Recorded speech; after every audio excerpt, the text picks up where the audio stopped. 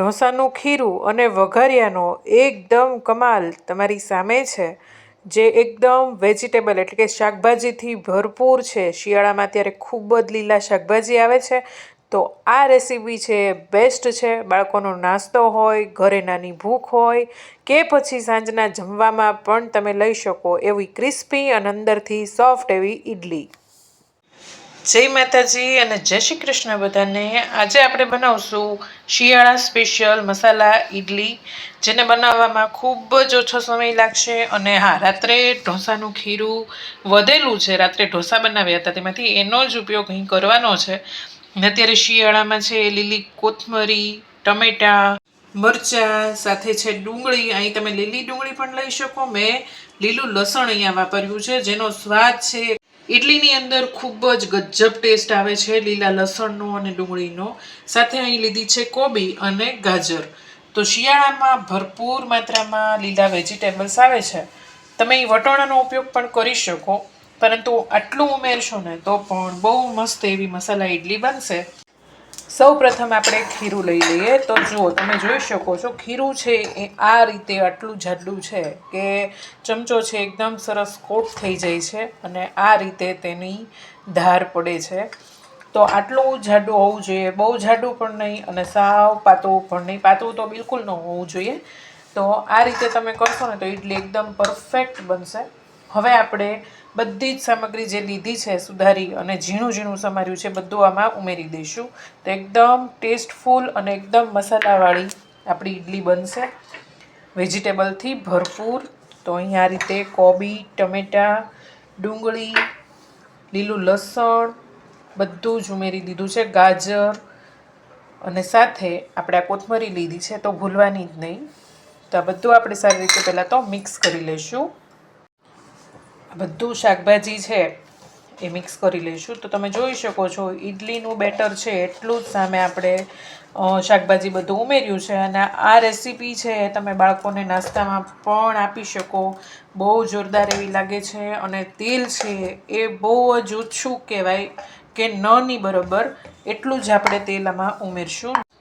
આમ તો ઢોસાના ખીરામાં મીઠું ઉમેરેલું છે, પરંતુ આપણે શાકભાજી પૂરતું અહીં સ્વાદ પ્રમાણે મીઠું ઉમેરી દઈશું અને મિક્સ કરી લઈશું. હવે આપણે આગળ જે પ્રોસેસ છે એકદમ ઈડલી કરતાં અલગ ને વાયરલ જે રેસીપી છે એ ટ્રાય કરવાના છીએ. ત્યારે એ રીતે અહીં આપણે અડધી ચમચી જેટલો ઈનો ઉમેરશું.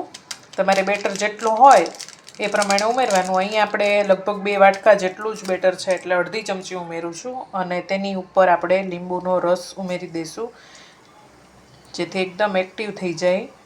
સોડા ખાર પણ ચાલે, પરંતુ એનાથી વધારે સારું રિઝલ્ટ મળશે.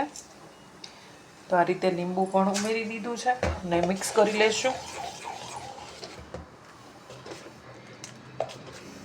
આ રીતે.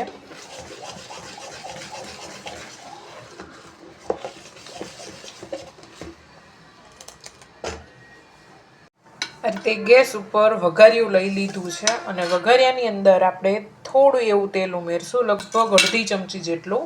વઘાર થાય એ પૂરતું. અને આ રીતે તેલથી સરસ ગ્રીસ કરી લઈશું બધી બાજુ, જેથી આપણો નાસ્તો જે છે આ ઈડલીનો એ ચોંટી ન જાય. તો આ રીતે હવે આપણે વઘાર કરશું. તો ગેસને આપણે એકદમ ધીમો કરી દઈશું. અહીં આપણે થોડા રાઈના દાણા ઉમેરશું,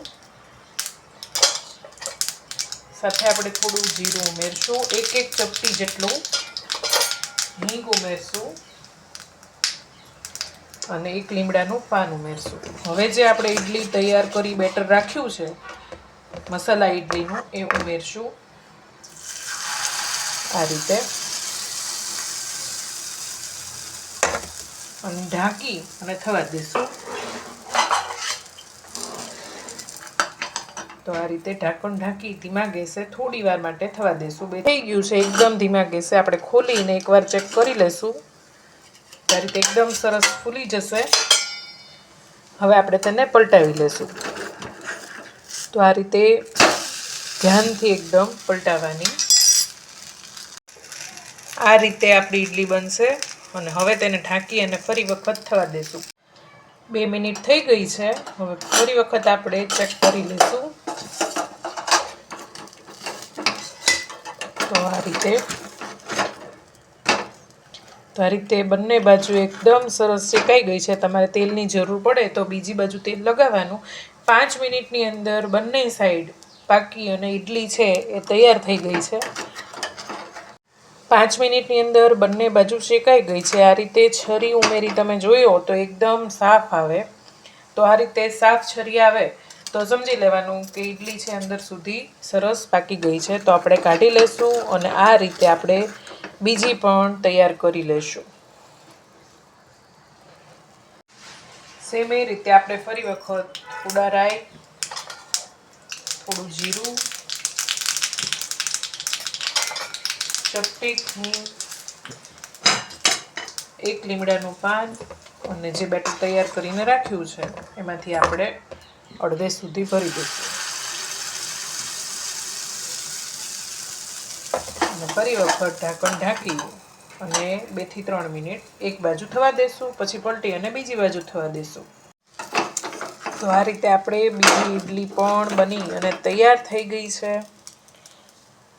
તો આ રીતે બધી જ ઈડલી મસાલા છે બનાવી અને તૈયાર કરી લઈએ. તો આ રીતે આપણી ઈડલી છે બનીને તૈયાર થઈ ગઈ છે. બીજી બને છે ત્યાં સુધીમાં આપણે સર્વ કરી દઈએ. તો આ રીતે બધી જ ઈડલી બની ગઈ છે. મસાલા ઈડલી બહુ જ ટેસ્ટી એવી લાગે છે. તમે નાસ્તામાં બનાવી શકો છો કે પછી બાળકોના ટિફિનમાં તો ખૂબ જ હેલ્ધી એવો ઓપ્શન છે. સાથે ચના ચાટ અને કેચઅપ મેં સર્વ કર્યો છે. આની સાથે તો કંઈ પણ જરૂર નહીં પડે, પરંતુ કદાચ જો બાળકોને કેચઅપ હારે વધારે પસંદ હોય તો તમે એ રીતે દઈ શકો. અને તોડીને પણ હું તમને બતાવું તો એકદમ સરસ એવી મસાલા ઈડલી બની અને તૈયાર થઈ છે અને એકદમ સોફ્ટ એવી છે. એવું નથી કે એકદમ કડક એવી થઈ ગઈ છે. તો આ રીતે બહુ સરસ એવી લાગે છે. તમે પણ આ રીતે ટ્રાય કરજો અને રેસીપી પસંદ આવી હોય તો વિડીયોને એક લાઈક જરૂરથી કરી દેજો. નેક્સ્ટ રેસીપીમાં ત્યાં સુધી બધાને આવજો. જય શ્રી કૃષ્ણ, જય માતાજી.